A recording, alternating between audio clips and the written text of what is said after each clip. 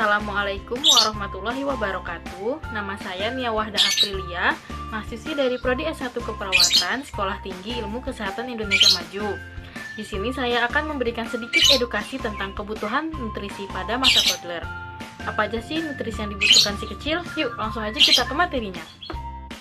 Yang pertama kali akan saya bahas yaitu pengertian dari toddler. Apa sih toddler itu? Toddler adalah anak dengan rentang usia 12-36 bulan atau 1-3 tahun. Masa toddler adalah masa penting, sensitif, dan kritis yang tidak akan kembali lagi atau disebut irreversible. Disebut periode kritis karena pengaruh dari lingkungan sangat diperlukan untuk pembentukan sinaps otak, dan jika stimulasi tidak diberikan, maka fungsi otak yang berperan dalam fungsi tersebut tidak dapat diperbaiki. Selanjutnya, disebut periode sensitif karena stimulasi yang diberikan pada periode ini memberikan efek yang paling besar dan apabila terlewatkan, akan membutuhkan usaha dan waktu yang lebih untuk mempelajarinya. Selanjutnya, apa saja perkembangan utama yang terjadi dalam masa toddler? Yang pertama, ada perkembangan volume otak yang pesat. Sejak di kandungan hingga berusia 3 tahun, otak si buah hati mengalami sejumlah perubahan yang mengesankan. Saat lahir, ia sudah memiliki semua neuron yang diperlukan. Kemudian ukurannya akan berlipat ganda pada tahun pertama, dan pada usia 2 tahun, pertumbuhan volume otak si buah hati akan mulai mencapai 80% dari volume orang dewasa. Yang kedua, ada kemandirian untuk bereksplorasi atau kemampuan berjalan dan berpikir. Ciri terbesar kemandirian dalam tumbuh kembang anak adalah saat ia belajar berjalan pada usia 1 tahun. Yang ketiga, ada keterampilan untuk melakukan hal-hal lain secara mandiri, termasuk makan hingga toilet training. Sekitar 18 bulan, kepercayaan dirinya akan meningkat, karena pada usia ini, berbagai macam keterampilan mulai dikuasai si buah hati. Peningkatan kosakatanya yang memungkinkan si buah hati memberitahu bunda apa yang ia inginkan. Keterampilan motorik kecil dan besar bekerja bersama lebih lancar. Yang keempat, daya tahan tubuh si kecil berkembang sangat pesat di masa ini.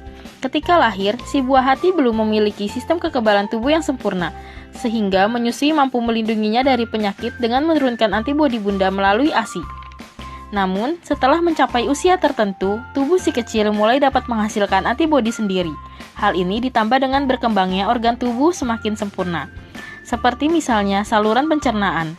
Memasuki usia toddler, anak sudah dapat mencerna lebih banyak nutrisi dari berbagai jenis makanan, sehingga bunda dapat mengantisipasi daya tahan tubuh yang makin meningkat di usia ini.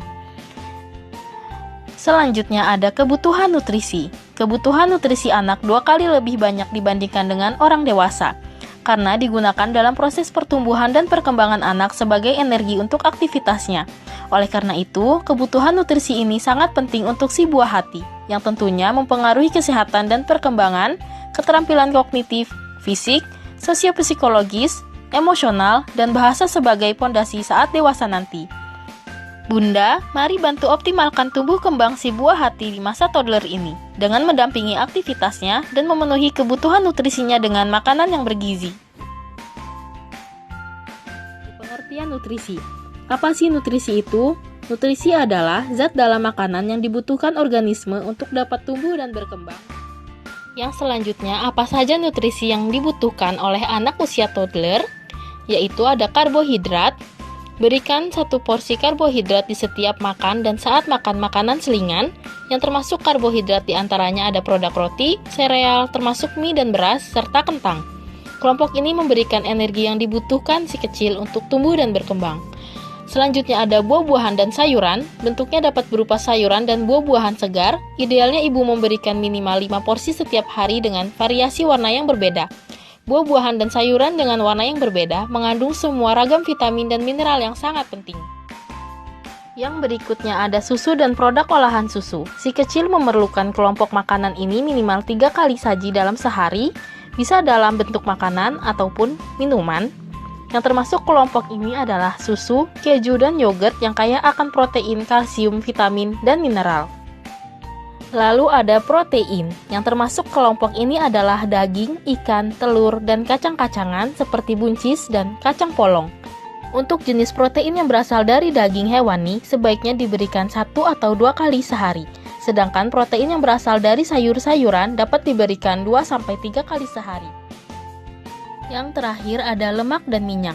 Kelompok ini sebaiknya diberikan untuk melengkapi, bukan menggantikan makanan dari kelompok lain. Yang termasuk kelompok ini adalah sumber lemak yang berupa minyak, seperti minyak zaitun, minyak sayur, minyak kedelai, dan mentega. Lemak dan minyak mengandung omega 3 dan 6, vitamin A, vitamin E, dan vitamin D. Tapi, jika kelebihan lemak dan minyak bisa menyebabkan obesitas, jadi gunakan secara bijaksana ya Bunda. Selanjutnya ada dampak jika anak kekurangan nutrisi. Yang pertama, anak akan mengalami gangguan pertumbuhan dan perkembangan fisik, kecerdasan anak menurun, sistem kekebalan tubuh atau imunitas si kecil mulai menurun sehingga mudah terserang penyakit, dan yang lebih parahnya lagi dapat mengakibatkan kematian. Kekurangan asupan nutrisi atau malnutrisi dapat mengakibatkan dampak negatif loh Bunda.